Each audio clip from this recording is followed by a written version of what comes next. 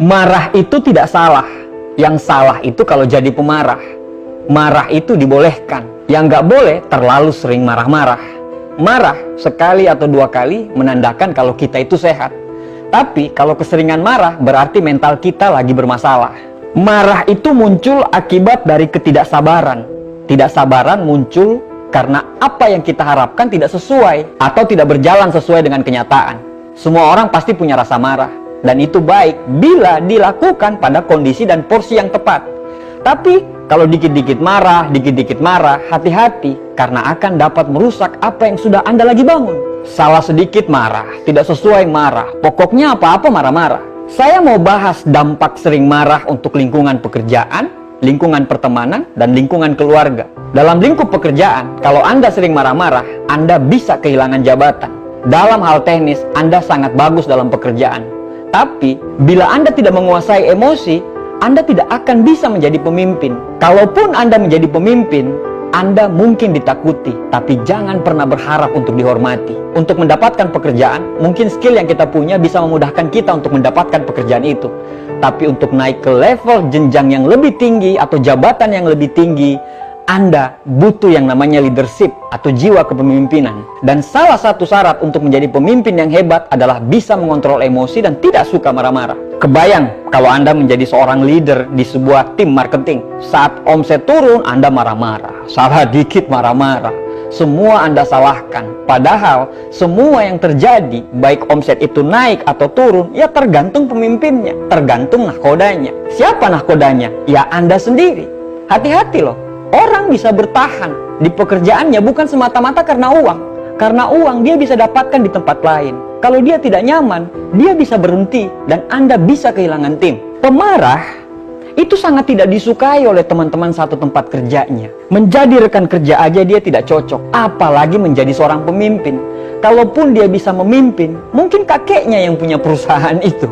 Dia mungkin ditakuti, tapi dia tidak akan pernah dihormati. Orang akan iya, nje di depan dia.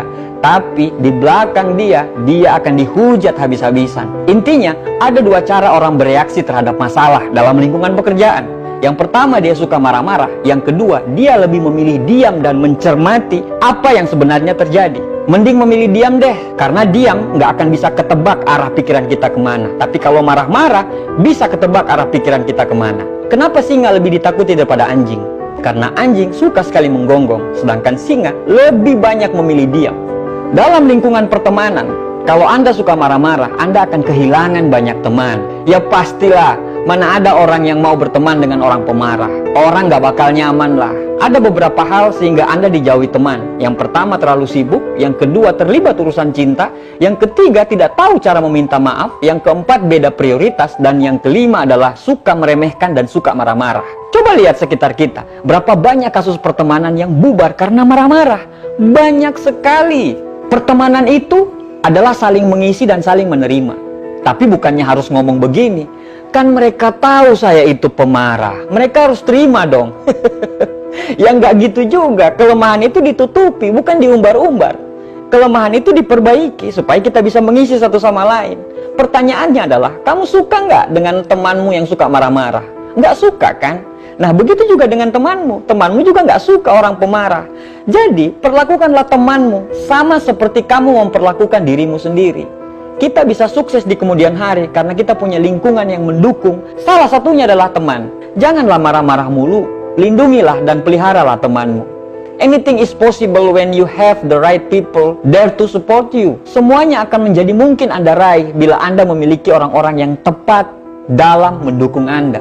Jagalah pertemanan, karena pertemanan itu ibarat sebuah buku. Hanya butuh beberapa detik untuk membakarnya, tapi butuh waktu tahunan untuk bisa menuliskannya kembali. Dalam lingkungan keluarga, Anda akan kehilangan respek dari anak dan keluarga Anda apabila Anda sering marah-marah. Like father, like son. Bapak yang pemarah akan membuat anaknya tumbuh menjadi pemarah. Lingkungan keluarga jadi nggak nyaman. Harusnya lingkungan itu menjadi surga dunia bagi kita. Karena kita suka marah-marah, akhirnya surga itu menjadi neraka bagi keluarga. Bagi para ayah atau suami, coba kita bayangin. Waktu kita untuk keluarga itu dalam satu hari itu sangat sedikit. Kebayang kalau isinya hanya marah-marah.